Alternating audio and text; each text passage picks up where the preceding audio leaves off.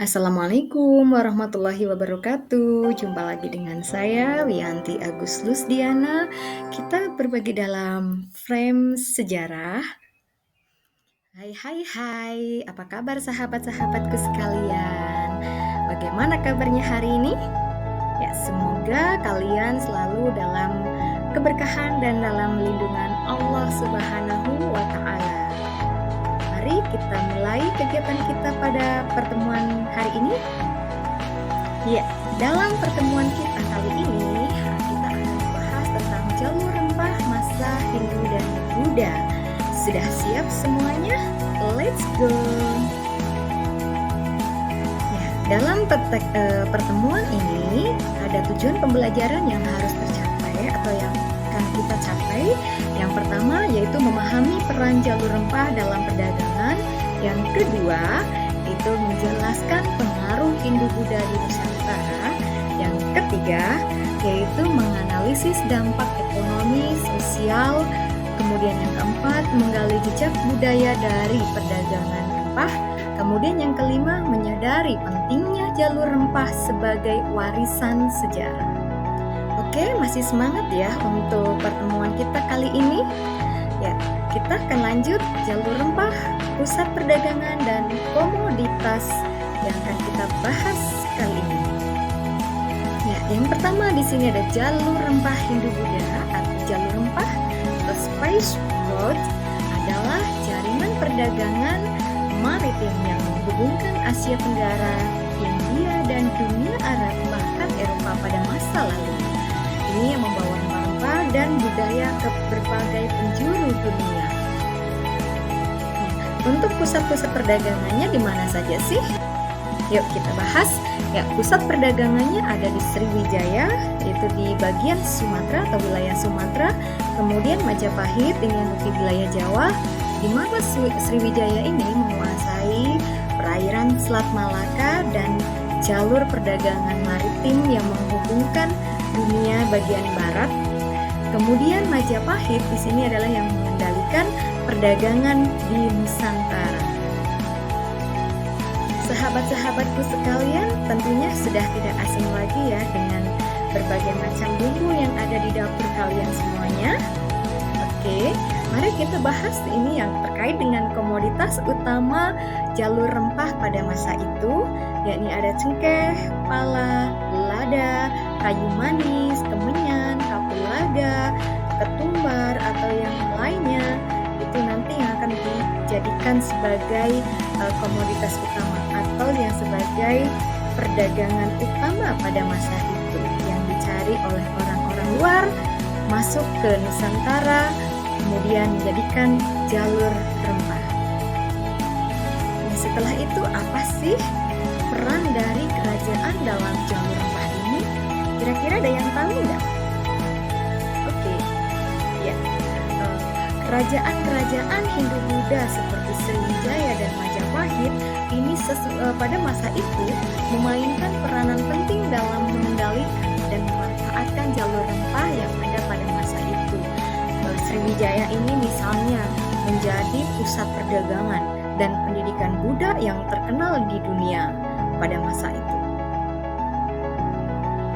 Masyarakat pada masa itu melakukan aktivitasnya itu sebagian besarnya adalah menggunakan alat transportasi air. Ya tentunya di sini di Nusantara itu pasti mempunyai pelabuhan-pelabuhan yang membuat mereka ataupun yang menjadikan mereka melakukan transaksi perdagangan rempah-rempah. Kira-kira pelabuhan penting di Nusantara itu di mana aja ya? Ya, itu ada di Sriwijaya atau di Sumatera. Itu sebagai pusat perdagangan dan maritim yang kuat pada abad ke-7 hingga 15. Kemudian yang kedua di sini ada Majapahit dan Kediri di daerah Jawa Timur. Ini pada abad ke-13 hingga 15 ini yang menguasai perdagangan maritim Nusantara. Selanjutnya pelabuhan-pelabuhan yang lain, di situ ada pelabuhan di Kalimantan. Ini yang sering menjadikan tempat singgah bagi para pedagang-pedagang yang ingin mencari emas dan hasil-hasil hutan seperti kayu ataupun yang lain. Rempah di masa kerajaan Hindu-Buddha. Ya, pada masa itu rempah-rempah ini sangat populer dan manfaatnya banyak sekali dan kita pun bisa merasakannya sampai hari ini.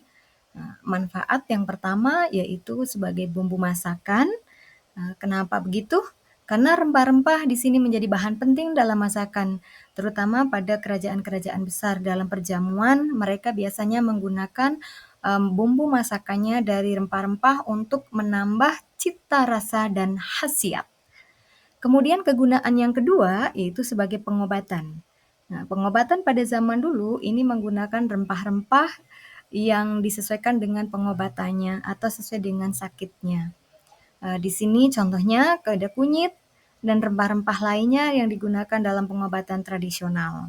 Kemudian rempah-rempah selain daripada itu digunakan juga sebagai ritual agama, di mana rempah-rempah ini digunakan dalam upacara keagamaan baik itu agama Hindu dan Buddha.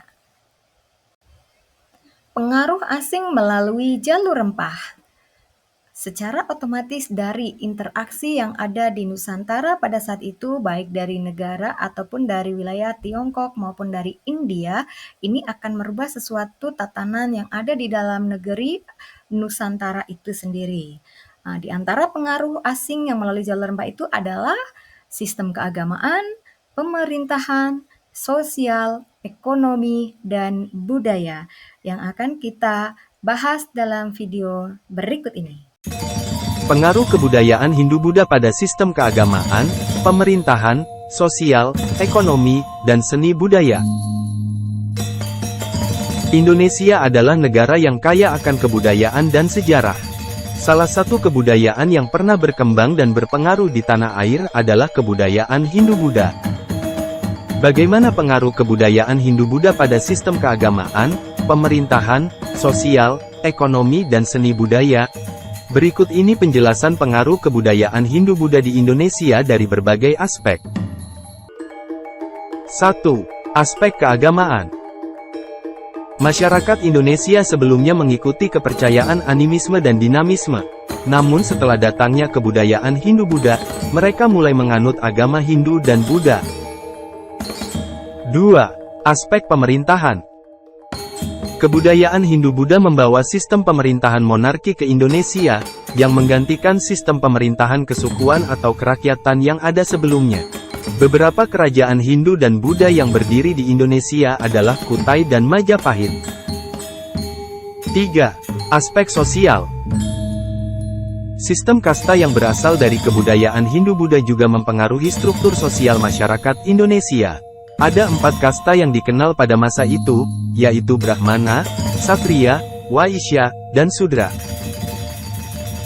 4. Aspek ekonomi. Perdagangan antar negara dan daerah berkembang pesat di Indonesia karena letaknya yang strategis sebagai jalur perdagangan. Banyak kota-kota perdagangan yang kemudian menjadi pusat-pusat kerajaan di Indonesia. 5. Aspek budaya. Seni bangunan juga dipengaruhi oleh kebudayaan Hindu-Buddha, terlihat dari banyaknya candi-candi dengan arsitektur yang unik di berbagai wilayah di Indonesia. Demikian penjelasan tentang bagaimana pengaruh kebudayaan Hindu-Buddha pada sistem keagamaan, pemerintahan, sosial, ekonomi dan seni budaya. Semoga menambah wawasan Anda. Nah, sahabat-sahabatku sekalian, itulah tadi penjelasan dari pengaruh-pengaruh asing melalui jalur rempah yang ada di Nusantara di negeri kita tercinta ini. Selanjutnya, sahabat-sahabat sekalian, lalu dampak jalur rempah itu apa aja ya? Ya, dari dampak jalur rempah ini yaitu yang pertama adanya perubahan pola perdagangan rempah, kemudian yang kedua berkurangnya dominasi kerajaan-kerajaan di Nusantara, dan yang ketiga yaitu munculnya monopoli perdagangan rempah-rempah oleh bangsa Eropa, kemudian adanya perubahan peta politik di Nusantara. Ya, kita memasuki segmen kesimpulan dari jalur rempah masa Hindu-Buddha. Yang pertama, jalur rempah masa Hindu-Buddha adalah bukti penting bahwa peran rempah-rempah ini menghubungkan Nusantara dan juga dalam membentuk budaya Indonesia. Dan yang selanjutnya, meskipun jalur rempah ini akhirnya dikuasai oleh penjajah Eropa, pengaruhnya terhadap sejarah dan peradaban dunia ini tetap bertahan hingga hari ini. Itulah kesimpulan kita pada pertemuan ini. Ya, sahabat-sahabatku sekalian, kita memasuki segmen berikutnya, yaitu untuk mengerjakan LKPD. Ini ada ketentuannya, silakan dibuka linknya yang sudah tertera, kemudian kerjakan secara mandiri. Tidak usah tengok-tengok, kemudian kalau minta bantuan, mintalah bantuan kepada Allah Subhanahu wa Ta'ala untuk mengerjakannya.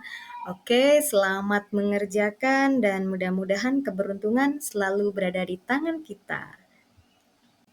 Mari kita akhiri dengan mengucapkan hamdalah. Alhamdulillahirobbilalamin. Ada salah kata, ada tutur sapa yang kurang enak.